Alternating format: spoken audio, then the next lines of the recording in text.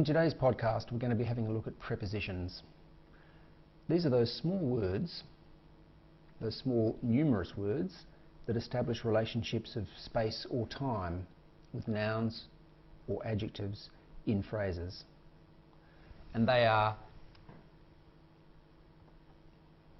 in, on, by, of, with, under, over, from, and so on. They're called prepositions because, as the word suggests, they are prepositioned. In other words, they come before the word that they are in relation with. So we have usages, the common usages, like in the room, on the roof, under the house, over the hill, by the riverside. You can see that they all establish kinds of spatial or temporal relationships, and that's what their use is.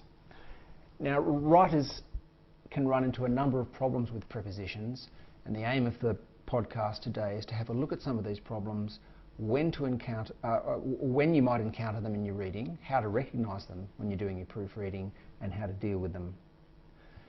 The most common problem that we have with prepositions is where they should go in the sentence. And the thing about English is that it gives us the flexibility to put prepositions late in the sentence, even though, as the word preposition suggests, they should come before the word in which they are, which they're related to or which they're associated with. Okay, so let's have a quick look at an example of what I mean here.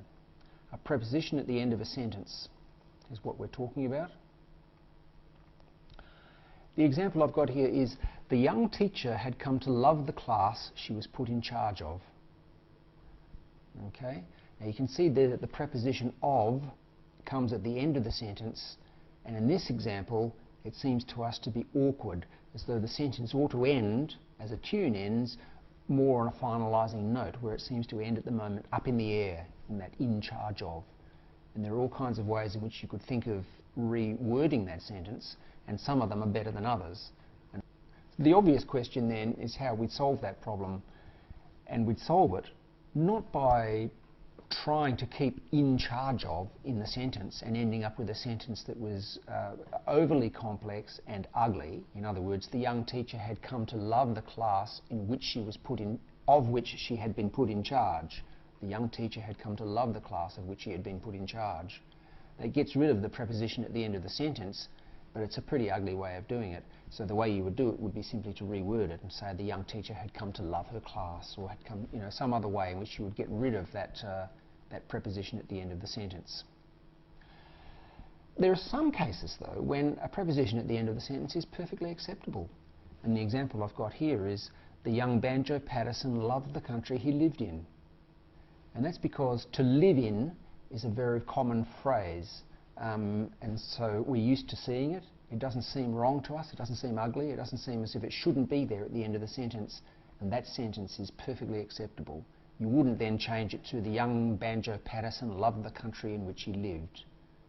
So the first rule, I suppose, is get a sense of those uses of prepositions at the end of the sentence which are clearly wrong, that clearly jar on your ear, and find ways of rephrasing those sentences, but don't rephrase them in such a way that they become completely unmanageable as sentences and completely unreadable, or they introduce ambiguities, for example. Or recognise where, in some sentences, a preposition has been put at the end of the sentence, it's perfectly acceptable, it doesn't jar, there's no point in changing it. So in other words, don't change it. And I draw your attention to the famous example that Winston Churchill gave of an ugly sentence, and that was, up with this I shall not put, which is a way of tortuously trying to avoid putting a preposition at the end of the sentence, but ending up with a comically bad sentence just the same. The second problem that we might have with prepositions is the risk of losing prepositions in our rephrasing of prepositional clauses. The example that I've got here comes from Partridge's Usage and Abusage, and he says simply, and this is a tombstone in Westminster Abbey, and it's a tomb for John, Duke of Argyll, and the tombstone reads, "A general and orator exceeded by none in the age he lived." Now what's happened here is that the correct wording should be, a general and orator exceeded by none in the age he lived in. In other words, there are two ins in that sentence, the one in the age and he lived in. And the stonemason, or the person that composed the tombstone, obviously felt that having those two ins so close to each other sounded wrong, and that really this in did the work for this in, but it doesn't. So in fact that's a grammatically incorrect sentence in the way in which it's been carved in Westminster Abbey, and it does need that second in. So it's a good example of how a preposition can drop out of a sentence if you're not careful. The third problem we encounter with prepositions is mismatching the preposition and the word. For example, are we oblivious to something or oblivious of something? Do we acquiesce to something or do we acquiesce in something?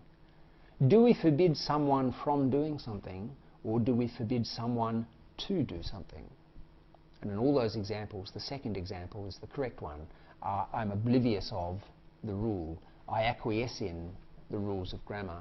I forbid someone to do something. And there are many examples of words which invite prepositions that are not correct. And the simple answer there is not to commit all of those to memory, which would be silly, but simply to consult the dictionary.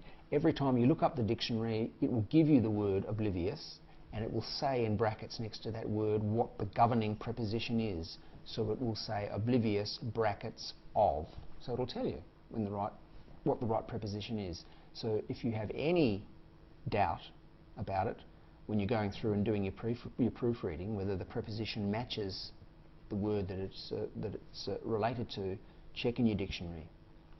And they're the three main problems that you'll have with prepositions.